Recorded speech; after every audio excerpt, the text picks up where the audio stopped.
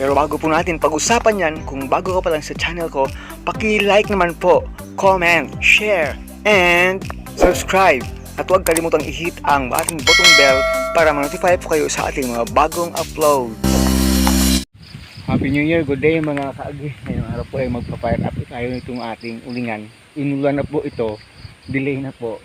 So iwan ko lang kung makakapag-fire up tayo. Sana po hindi nabasa yung kanyang fuel area dun sa ilalim.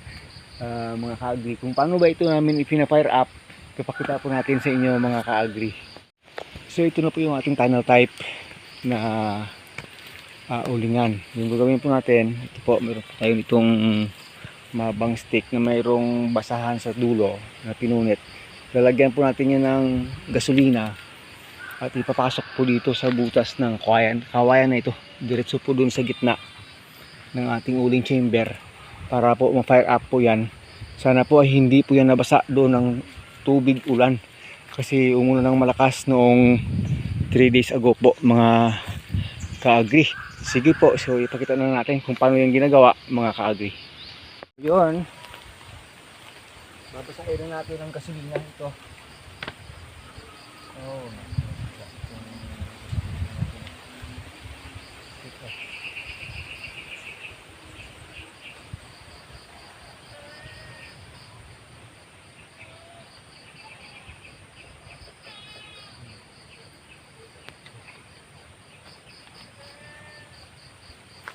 sobrahan ng gasolina, nasubrahan.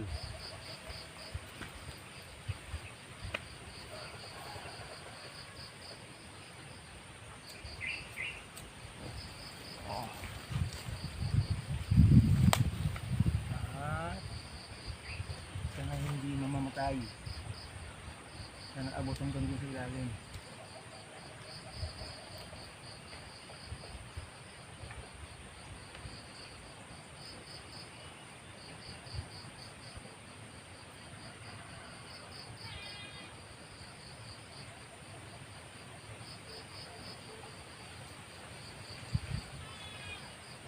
Ewan ko kung tama, nakaabot o hindi. Sana ay nakaabot sa gitna niya. Naka-agree. At ma-fire up na talaga. Pag hindi, hirap ako nito mapa-fire up. So abangan natin kung mayroong lalabas na mamaya na mga usok dyan. Eh sigurado na yun na fire up na. We will see. Hintayin natin mga ka-agree. Kaya may apoy.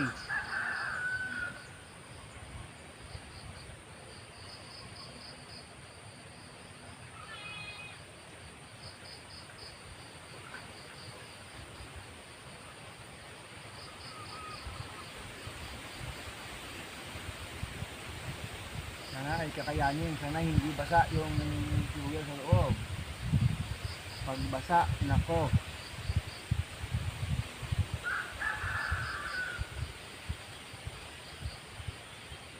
Talagang talaga. Pag basa. Medyo umuusok na ng konti.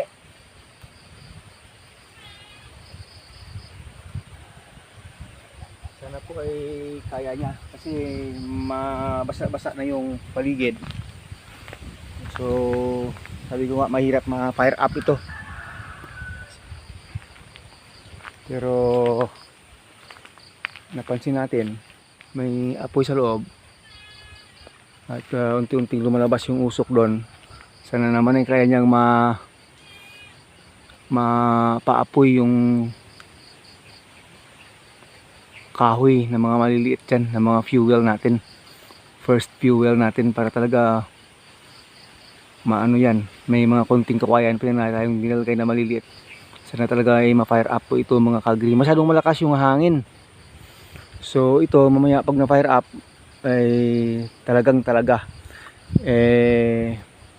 mamayang gabi dito tayo matutulog.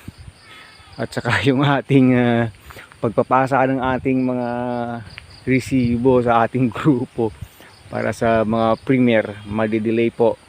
Sana kaya ko bukas ng 6 AM. Pag hindi kaya talagang Baka mga 7 AM ko na maipasa yung resibo. Nako. Sana naman kaya niyang mapaapuyan mga ka-agri. Hintayin po natin. Pakita natin naman sa inyo kung maganda na yung usok niya mga ka-agri. So, yan mga ka-agri. Mukhang tuluyang kinaya. Yung pinangamba ko lang kasi naulan na ng malakas, baka basa yung sa ilalim. Yun.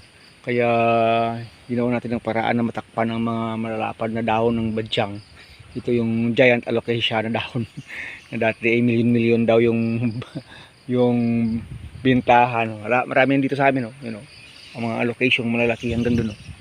Marami yan dito. Wild plants na po yan dito sa amin mga ka-agri. So yun, parang successful po. Pag hindi po kasi na fire up yan dahil basa sa ilalim, nako, talagang bibigyan ako ng malaking problema niyan. Talagang uulit ako. Kukunin na naman yung mga lupa, lahat ng mga nakatabon dyan, at saka yun, para maigawa ng tama doon. Pero yan po, palakas na yung kanyang apoy. So ibig po sabihin ay successful po tayo na ma-fire up itong ating ulingan.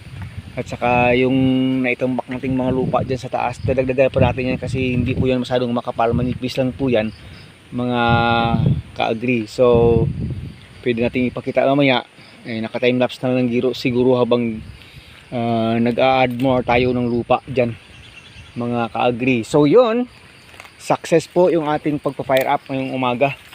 So Happy New Year na lang lahat sa ating mga ka-solid team, lahat nating mga kaibigang agri farm, agriculture sa buong Pilipinas.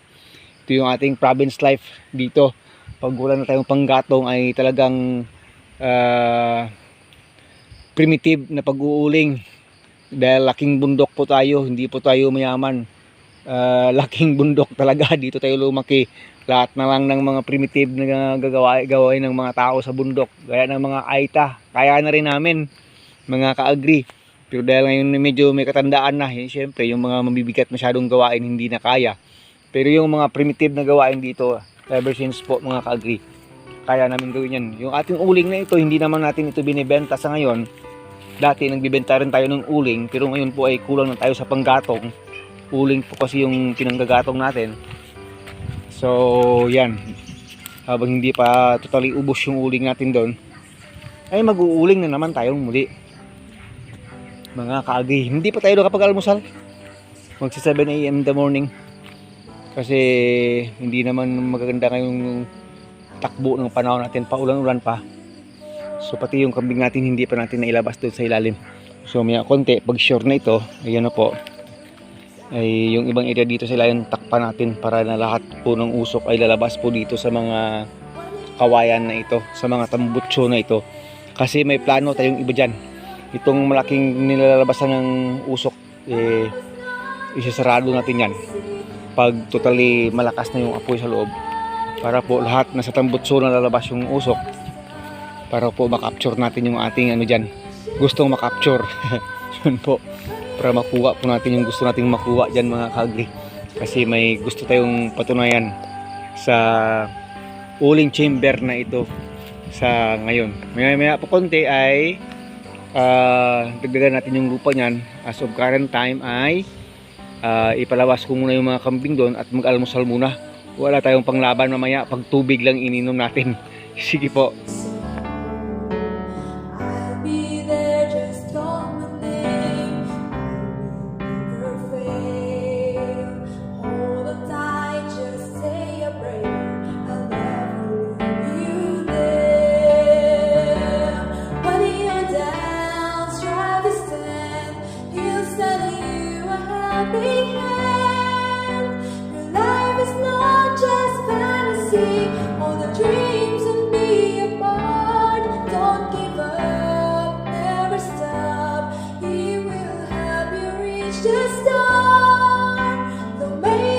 So yun po, nagdagdag na tayo ng lupa sa taas para mas kakapal dyan, mas maiwasan yung maraming singaw-singaw dyan, hindi po magiging failure yung ating pag-uuling.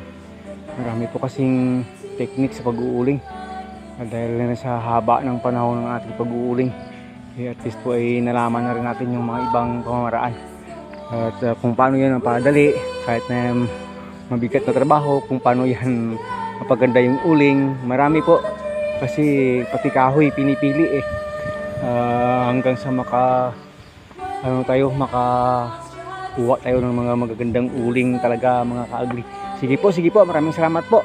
Nag-fire up lang po tayo at nagdagdag ng lupa sa taas. So yun na nga po, nagpakita natin sa inyo kung paano tayo mag-fire up ng ulingan. Ito hindi na po mamamatay yung sa loob, apoy sa loob hanggang maubos po ito. Pag ganito na po yung ganda ng labas ng kanyang usok, after 1 hour siguro, lahat po ng labasan ng usok yan dito, kasi may extra tayong parabasan ng usok, kaya po yan dito para po hindi maging mahirap mag-fire up. Pag malaki na yung apoy sa loob, sasarado na rin yan para lahat ng apoy ay talagang dito na po sa kawayan na labas. Sa dulo ng kawayan talaga lalabas lahat ng usok. Pero hindi po muna natin gagawin. Hayaan muna natin gumaki ng apoy sa loob. Kasi pag bigla po nating sinarado yan, baka mamamatay pa yung apoy natin. So palakin lang muna natin ng konti yung apoy at saka isarado itong lahat nalabasan ng apoy dito sa apoy ng usok dito sa ilalim. Kaya yung ito sisarado rin yan para talagang nasa nalalabas yung usok, nasa kawayan na po talaga para makapture natin yung kanyang wood vinegar. Sige po.